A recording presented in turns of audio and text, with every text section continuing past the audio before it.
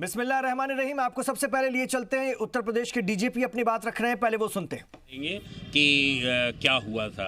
अभी हमारी फर्स्ट प्राथमिकता है कि हम लॉ एंड ऑर्डर मेंटेन करें। कल जुमे की नमाज है, उसको हम सकुशल संपन्न कराएं और हमारी पुलिस फोर्स, हमारे मैजिस्ट्रेट सब लगे हुए हैं और पूरी स्थिति बिल्कुल सामान्य है, पूरे प्रदेश में सामान्य है। सर, साजिश लग रही है? बहुत मुश्किल है। हम लोग सब विवेचना के पक्षों को देखेंगे और उसके बाद कार्रवाई करेंगे।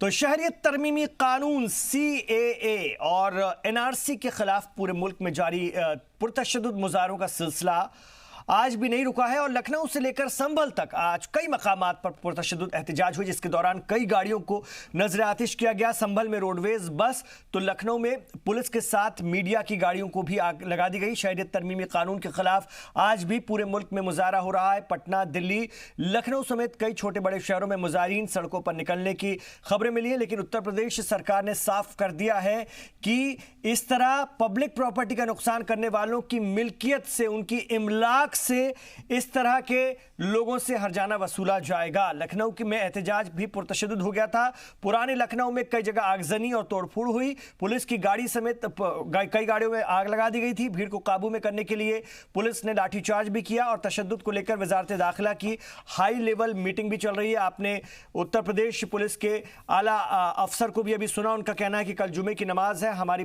प्रायोरिटी है कि अव्वलीन तरजीह है कि हम अमन व अमान बना रहे उत्तर प्रदेश में। वजीर आला योगी आदित्यनाथ ने साफ कहा है, जो भी नुकसान करेगा उसकी इमलाक से उसका खर्चा वसूला जाएगा। ये बात साफ हो चुकी है। यहाँ लड़ाई दूसरी है। इन्होंने पूरे देश को लड़ाई में झोंक दिया, एक दूसरे के खिलाफ नफरत पैदा कर दी, एक दूसरे को डरा दिया। ऐसे लोकतंत्र नहीं चलता है। लखनऊ जल रहा है, 4 OB वैन्स फूंक दी गई हैं अभी। लोकतंत्र ऐसे नहीं चलता। इसके लिए जिम्मेदार अगर कोई है तो भारतीय जनता पार्टी खुद जिम्मेदार है और जिम्मेदार वो लोग हैं जो इस पद में बैठे हैं। आप सोचिए, पुलिस डराए अगर तो जनता कैसे खड़ी होगी उसके साथ। पुलिस भी पुलिस मित्र की तरह काम करेगी, तो मैं समझता हूँ जनता पूरा सम्मान भी करेगी। और जो लखनऊ हुआ, मैं तो चाहूँगा कि लखनऊ का मामला खत्म हो, शांति हो। मेरी उन लोगों से भी अपील है जहाँ तक ये बात पहुँचे कि लोग अपने हाथ में कानून व्यवस्था न लें, अपना धरना प्रदर्शन शांतिपूर्ण ढंग से करें। जो राष्ट्रपिता महात्मा गांधी का रास्ता था सत्याग्रह का, वो रास्ता अपनाएं, उसी से जीत हासिल होगी। दिल्ली की भी और देश की भी आज पूरे देश के अंदर, केवल दिल्ली नहीं पूरे देश के अंदर आज लॉ एंड ऑर्डर की स्थिति खराब होती जा रही है, दिन ब दिन बिगड़ती जा रही है, जिसको लेके मैं बहुत ज़्यादा चिंतित हूँ। और लोगों में एक किस्म का डर है, केवल मुसलमान नहीं, हिंदुओं के अंदर, सिखों के अंदर, क्रिश्चियंस के अंदर, सभी नागरिकों के अंदर ये डर है कि जब उन्हें कहा जाएगा कि आप साबित करो, कागज दिखाओ कि आप देश के नागरिक हो, तो इस देश में गरीबों के पास कागज नहीं है। 70% से ज्यादा लोगों के पास कुछ भी दिखाने को नहीं होगा, कागज दिखाने को नहीं होंगे। तो फिर उन लोगों को कहा जाएगा कि आप देश छोड़ के जाओ, तो वो कहाँ जाएंगे? बिहार पे इसका बहुत बड़ा असर पड़ेगा, क्योंकि बिहार की एक बड़ी आबादी गरीब आबादी है। यहाँ से लोग बाहर काम करने के लिए जाते हैं। सरकार अभी CAA लेकर के आई है, बाद में NRC लाएगी, NPR करेगी, और उसमें मूल उद्देश्य ये है कि आपको डॉक्यूमेंट दिखा करके अपनी नागरिकता सिद्ध करनी है। ये सिर्फ मुसलमान का मामला नहीं है, इस देश के जो सारे गरीब लोग हैं, डॉक्यूमेंट का प्रॉब्लम उनके साथ होता है। आप देख लीजिए, जो दलित महादलित समुदाय हैं, उनके पास खाता खेसरा नहीं होता है, जमीन का कागज नहीं होता है, क्योंकि वो भूमिहीन लोग होते हैं। जो माइग्रेंट लोग लेबर हैं, जो एक जगह से दूसरी जगह काम करने के लिए जाते हैं, पैदा कहीं और होते हैं, पढ़ाई कहीं और होती है, काम करने के लिए कहीं और जाते हैं, उनको डॉक्यूमेंट बनवाने में दिक्कत होगी। इस देश के जो अनपढ़ लोग हैं, उनको इसमें परेशानी हो सकती है। अनुसूचित जनजाति दलित के पास पासपोर्ट नहीं है, कागज नहीं है, कैद कर दिए हो। हम लोग कैद हो गए, डर रहे हैं गोली चलेगा ये सरकार, इसीलिए हाथ गोर बांध लिए कि इनाकादे हमने ऐसे गोली चलाया। इसीलिए ये सरकार को संविधान पर भरोसा नहीं है। इस सरकार जब बेटी को जला के हरियाली मना रहा है, इन सरकारों को डेमोक्रेसी पर भरोसा नहीं है। इन सरकार को बाबा साहब अम्बेडकर, राष्ट्रकवि दिनकर, बाबू वीर कुंवर सिंह पर भरोसा नहीं है। इस सरकार को कर्पूरी पर भरोसा नहीं है। इस सरकार को छात्र और युवा पर भरोसा नहीं है। इसीलिए बिहार आजादी की बात करता है। आप नफरत मत फैलाओ देश में।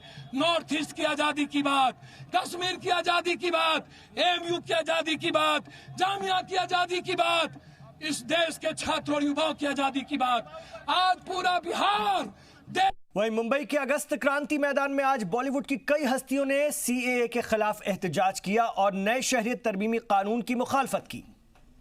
बहुत से लोग आए हैं, यहाँ पर इकट्ठा हुए हैं, एक साथ मिलकर वो आवाज उठा रहे हैं कि कुछ चीजों में सही नहीं लग रही। तो ये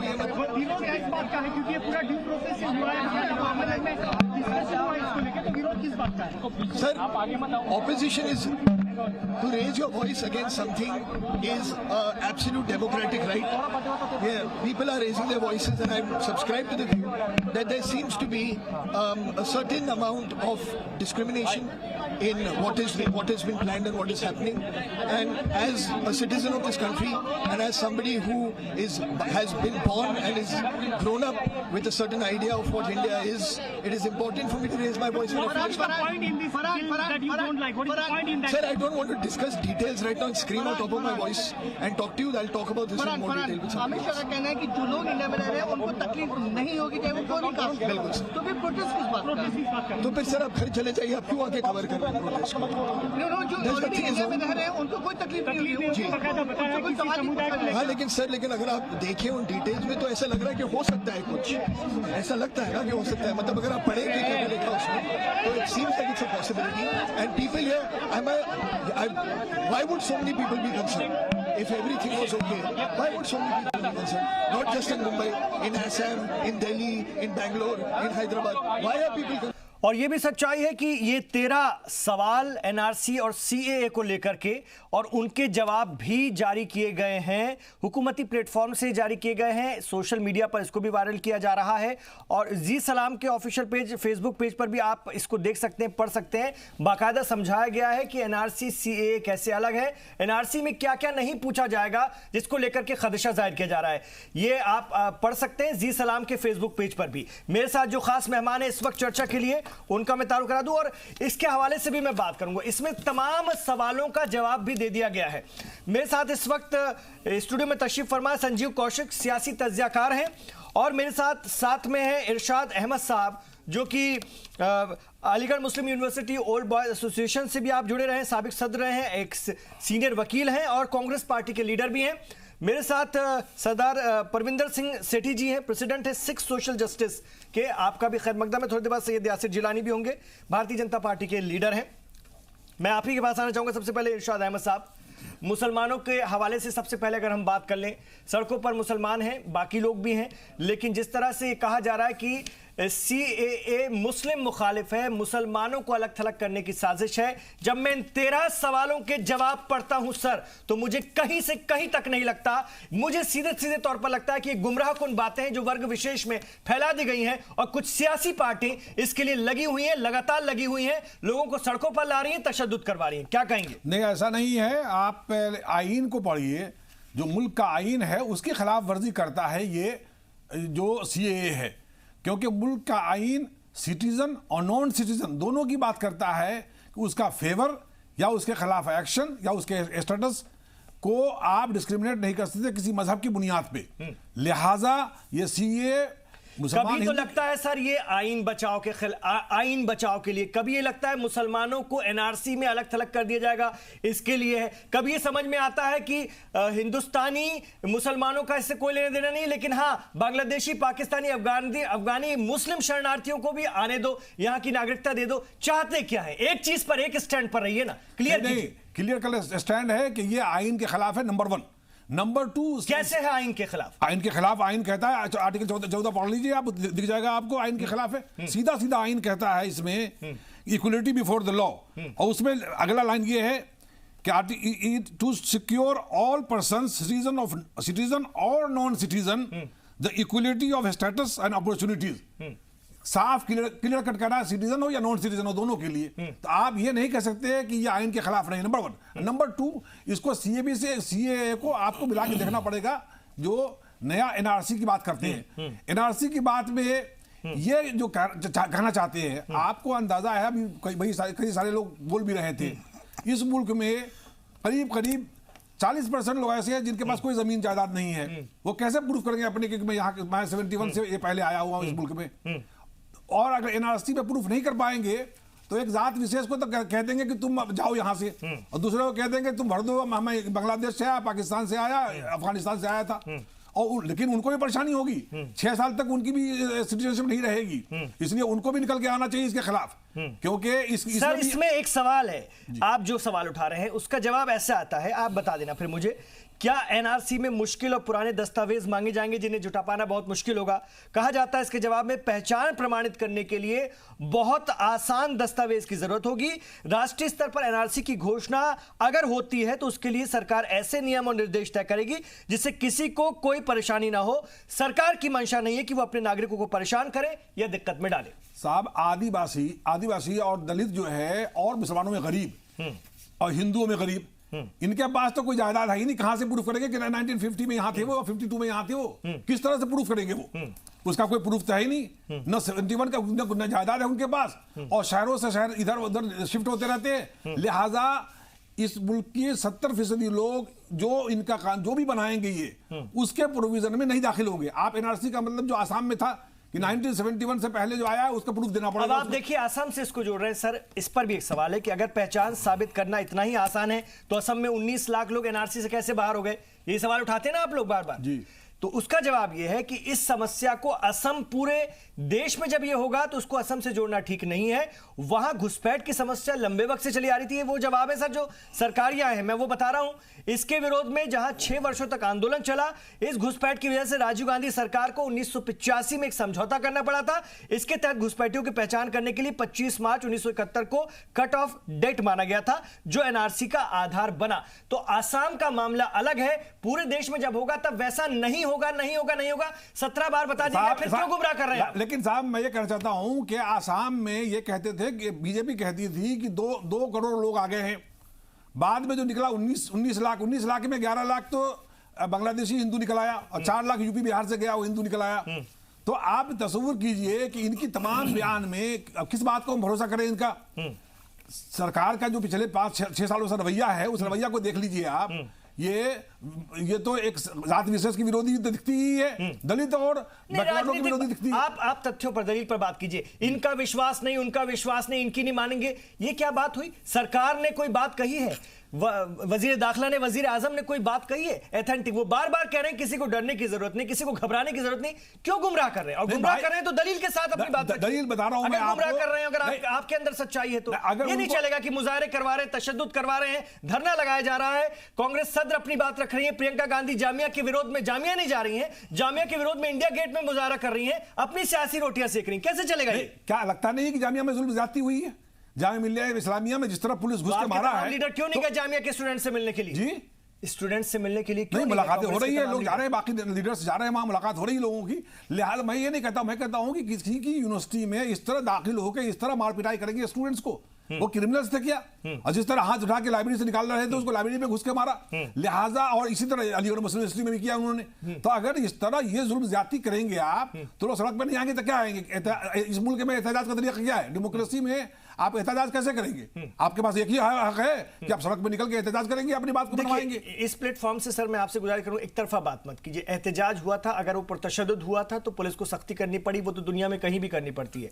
दोनों तरफ से बात नहीं, आप अगर एक तरफा बात करेंगे और आपको यहाँ सुन लिया जाएगा तो ये ठीक नहीं ना। अभी मैं और भी सवालों के साथ नहीं, मैं कहना चाहता हूँ ये कि पुरुषत्व जो है कैसे था, वो एक भी फोटोग्राफ नहीं दिखा पाया अभी तक दिल्ली पुलिस। 25 वीडियो और भी सोशल मीडिया पर चल रहे हैं सर। अगर आप लोगों के जरिए जारी किए गए हैं तो दूसरी तरफ से भी तो है ना। नहीं, एक भी वीडियो नहीं जिसमें स्टूडेंट ने कुछ देखिए। जी, मैं आपके पास आऊंगा संजीव कौशिक जी। आप लगातार सियासी तज्जियाकार के तौर पर सीए की मुखालफत कर रहे हैं, ठीक है सर? ये एक सवाल है इसमें कि अगर एनआरसी नाफिज होता है तो क्या मुझे 1971 पहले की वंशावली को साबित करना होगा, जैसा कि आप लोग बता रहे हैं लोगों के बीच में, और जैसा कि सर भी कह रहे हैं वकील के तौर पर भी? इसका जवाब हुकूमत देती है कि ऐसा नहीं है। 1971 के पहले की वंशावली के लिए आपको किसी प्रकार के पहचान पत्र या माता पिता, पूर्वजों के प्रमाण पत्र जैसे किसी भी दस्तावेज को प्रस्तुत करने की जरूरत नहीं। अगर एनआरसी होती है तो ठीक है, ये केवल असम और असम एनआरसी के लिए मान्य था, वो भी असम समझौता और माननीय सर्वोच्च न्यायालय के निर्देश के आधार पर। देश के बाकी हिस्सों के तहत जो एनआरसी की प्रक्रिया होगी वो बहुत सामान्य दस्तावेजों के बिना पर होगी, उसके लिए आपको इतना पैनिक लेने की जरूरत नहीं है। अब बताइए। पहली बात तो ये जो 13 सवाल के जो जवाब दिए गए हैं वो झूठ के पुलिंदा के अलावा और कुछ नहीं है। अच्छा, ऐसा मैं क्यों कह रहा हूं? हाँ। तो सुन लीजिए, ऐसा मैं क्यों कह रहा हूं। इसमें सवाल नंबर 7 में आप देखेंगे लिखा हुआ है कि एनआरसी के लिए यदि कराई जाएगी या हमसे कोई जन प्रमाण पत्र मांगा जाए या प्रमाण पत्र से संबंधित यदि कोई बात हो तो क्या क्या हम दे सकते हैं। जितनी सरल प्रक्रिया में कि आप ड्राइविंग लाइसेंस दे दीजिए, अपना वोटर ID कार्ड दिखा दीजिए, स्कूल का सर्टिफिकेट दिखा दीजिए, जितनी आसान और सरल प्रक्रिया के आधार पर इस एनआरसी को करने की बात हुई है पूरे मुल्क में, यदि इतने आसानी से करने की जरूरत है तो इसका कोई मतलब ही नहीं बनता है। किसके पास आज के डेट में ये नहीं होगा? तो आपको किसने बताया? पूरी बात बताइए, सरकार के वजीर आज़म या वजीर दाखिला में से किसने कहा कि ये सर्टिफिकेट चाहिए? वजीर दाखिला के किस बात पे यकीन करेंगे? वजीर दाखिला के किस बात पे यकीन करेंगे? याद है आपको वो काली बहुमत से चुनी हुई सरकार के नुमाइंदों पर आपको यकीन नहीं? बोलने तो दीजिए। ये तो बड़ी अनारकी है। अरे ये तो बड़ी अराजकता है। बोलने तो दीजिए। जब अराजक ही बता रहे हैं तो सुनने तो दीजिए। जब नोटबंदी की बात हुई थी उस रात में याद है वजीर दाखिला ने क्या किया था? 50 दिनों के बाद में आप चौराहा तय करेंगे। क्या क्या कहा था उन्होंने? नोटबंदी से क्या होने वाला है? काला धन वापस आएगा, जाली नोट खत्म हो जाएंगे, पत्थरबाजी रुक जाएगी, नक्सलियों पे लगाम कसे जाएंगे। कौन सा चौराहा खोजे आप मुझे बताएं। वजीर दाखिला के जुबान की यदि बात कर रहे हैं तो मैं समझता हूं कि उनके जुबान में इतनी ताकत होनी चाहिए कि जो वो एक बार बोल दे उस पर यकीन किया जाए। क्या मुल्क यकीन करे? किस बात पे यकीन करे? सरासर आप राजनीति कर रहे हैं, सरासर राजनीति कर रहे हैं। ये जमहूरियत है सर। एनआरसी सुनिए, चुने हुए सरकार पर यकीन, अरे चुने हुए सरकार पर यकीन नहीं, चुने हुए सरकार पर यकीन नहीं, चुने हुए यकीन। अरे साहब, चुने हुए सरकारों ने ही IT एक्ट बनाया था ना। सुप्रीम कोर्ट का फैसला आ जाता है, सुप्रीम कोर्ट पर यकीन नहीं बदल दिया। आधार के मामले में लोग तो वहां पर आधार के मामले में सरकार ने जो कानून बनाए उसे सुप्रीम कोर्ट ने पलट दिया या नहीं पलट दिया? पलट दिया ना। आपने गलत किया। जब आप गलत करेंगे और सुप्रीम कोर्ट में गए हैं संजीव जी, लोग गए हैं, संजीव जी, जिस तरह से संख्या बल के आधार पर आपने लोकतंत्र का गला घोटा है, संविधान की हत्या की है, लोग गए हैं कोर्ट में। जी अभी कोर्ट है हिंदुस्तान में, बिल्कुल बहुत जाएंगे और वही फैसला होगा। सवाल आपसे है सर कि जब मामला कोर्ट में गया है, ऑनरेबल कोर्ट को इसमें बोलने दीजिए। किसी को किसी तरह से बाहर किया जाता है तो वो दिखे, तब तो आप लोगों को इस तरह से समझाएं और लोगों को सड़कों पर उतारें। उससे पहले ही पूरे देश में आग लगवा देना, बसों को जलवा देना, कौन करवा रहा है? कौन करवा रहा है? कौन करवा रहा है? वही मैं आपसे पूछ रहा हूं, कौन कर रहा है? अपोजिशन के लीडर पे कौन सी खबर है आपके पास? मैं अपोजिशन के आरोप लगा रहे हैं। कौन सी सूचना है आपके पास? कौन है सर? मैं यही कह रहा हूं। कौन है? आपने नहीं देखा क्या? सुनिए, पहले मेरी बात सुनिए। शांतिपूर्वक धरना और प्रदर्शन के आंदोलन को कुचलने के लिए, बदनाम करने के लिए ऐसे लोगों को जानबूझ करके इस बीच में भेजा जा रहा है और आग लगाई जा रही है ताकि लोग के बीच में गलत मैसेज जाए। आप समझिए इस चीज को। आप चित भी मेरी, पट भी मेरी करने की कोशिश में रहते हैं। मतलब आप कौन सा इनपुट मिला है? बात को अपने फेवर में लेंगे। कौन सा इनपुट मिला है? आप नहीं करा रहे हैं। आप जामिया में घुस गए ना, जामिया में घुस गए। आप जामिया में घुस गए। कौन लोग थे? जामिया के स्टूडेंट थे। आप बताएं, मेरे सवाल का जवाब दीजिए। जामिया में गोली चली या नहीं चली? मैं आएंगे भी सर, गोली चली या नहीं चली? नुमाइंदे आएंगे, मैं उनसे पूछूंगा। आप ये बताइए, इस पुलिस को कहां से बताइए, इसमें विपक्ष का क्या रोल है? पुलिस वाले इस पूरे मुजाहरे में, इस पूरे आंदोलन में, इस तहरीक में विपक्ष का क्या रोल है? अभी भी जितने भी आंदोलनकारी हैं उनसे करबद्ध प्रार्थना है कि कृपया आप सरकारी या किसी भी इमारत को या किसी तरह के संपत्ति को आप नुकसान नहीं पहुंचाए, शांतिपूर्ण आंदोलन हो। लेकिन यह सरकार का काम बनता है कि आप ऐसे असामाजिक तत्वों को चिन्हित करें और उसको पकड़े जो इस तरह के आंदोलन को फेल्योर करने की कोशिश की जा रही है। वो सरकार का काम है। अगर कोई तशद्दुद पर आमादा होता है जब कार्रवाई हो रही है तो उस पर भी आपको एतराज है? अरे कीजिए कार्रवाई, किसने मना कर दिया? आप कह रहे हैं आपने लोगों को गिरफ्तार किया ना, अभी कह रहे थे आपने लोगों को गिरफ्तार किया। आपने एक बार भी कहा कि जामिया में गलती से घुस गया, जामिया के विद्यार्थी नहीं थे, जामिया वाले से माफी मांगते हैं। एक बार किया? ऐसा नहीं किया ना। आपने तो जामिया को बदनाम कर दिया। आपने आप उसके पुस्तकालय में चले गए, लाइब्रेरी में चले गए, बच्चों को मारा वहां पे, नाक से खून निकाल दिया आपने, किताबें फाड़ दिया। क्या बात कर रहे हैं? वहां पे जामिया की वाइस चांसलर और प्रॉक्टर खुद कह रहे हैं कि बाहरी लोग जामिया में आ गए थे। बाहरी लोग जामिया में आ गए थे, खुद जामिया मिले इस्लामिया ये बात कह रहा है सर। अब आपकी बातों में जामिया के विद्यार्थी थे इसमें, आपकी बातों में तजाद पाया जा रहा है। जामिया के विद्यार्थी थे उसमें। या तो आप जामिया की वीसी और जामिया प्रशासन को मान लीजिए या फिर अपनी बात पर कायम रहिए। अरे साहब, वही हम कह रहे हैं कि बाप बदनाम करने की कोशिश मत कीजिए। जामिया के बच्चे भी यदि इस तरह का वो कह रही है कि 750 फर्जी आई कार्ड पाए गए हैं। 750 फर्जी आई कार्ड पाए गए जामिया के अंदर। अरे तो इसमें जामिया कहां से दोषी आ गया? आप दोषियों को पकड़े ना, अभी आप कह रहे थे, अभी आप कह रहे हैं सिक्योरिटी फोर्सेस घुस गए और जामिया के लोगों को मारा। जामिया प्रशासन कह रहा है कि बाहरी लोग जामिया के अंदर घुस गए थे हम, और 750 फर्जी आई कार्ड पाए जाती नहीं हुई, बच्चों के साथ जाती नहीं हुई। बच्चों के साथ तशद्दुद किसको स्वीकार होगा सर, बताइए। लेकिन गुमराह तो मत कीजिए ना, एक अपने स्टैंड पर कायम रही। नहीं, कोई गुमराह नहीं कर रहा है। देश की जनता इतनी नादान नहीं है, पूरा गुमराहकुन माहौल बनाया जा रहा है। देश की जनता इतनी नादान नहीं, और सरकार भी इतनी नादान नहीं है कि सरकार को जानकारी नहीं थी कि इस तरह का कोई एक्ट लाएंगे तो पूरा देश दूधू करके जलने लगेगा। सरकार को भी जानकारी थी, जानबूझ के एक ये सारी बातें आप फेसबुक यूनिवर्सिटी, ये सारी बातें आप व्हाट्सएप यूनिवर्सिटी से सीख कर यहाँ बता रहे हैं। संजीव व्हाट्सएप यूनिवर्सिटी की बातें यहाँ ना बताइए, यहाँ मत बताइए, ऑथेंटिक बात कीजिए। ये व्हाट्सएप यूनिवर्सिटी पर चलता है, ऐसा होगा तो ऐसा होगा, ऐसा होगा तो वैसा होगा, इसकी नियत वैसी, इसकी मंशा वैसी है। हम और आप कौन होते हैं किसकी नियत और मंशा तय करने वाले? पुलिस ने गोली चलाई या नहीं चलाई, आप मेरी बात को काट दी। तो तशद्दुद हुआ या हुआ नहीं हुआ? बसें जली कि नहीं जली? वही तो मैं पूछ रहा हूँ, जामिया के विद्यार्थियों ने जलाया।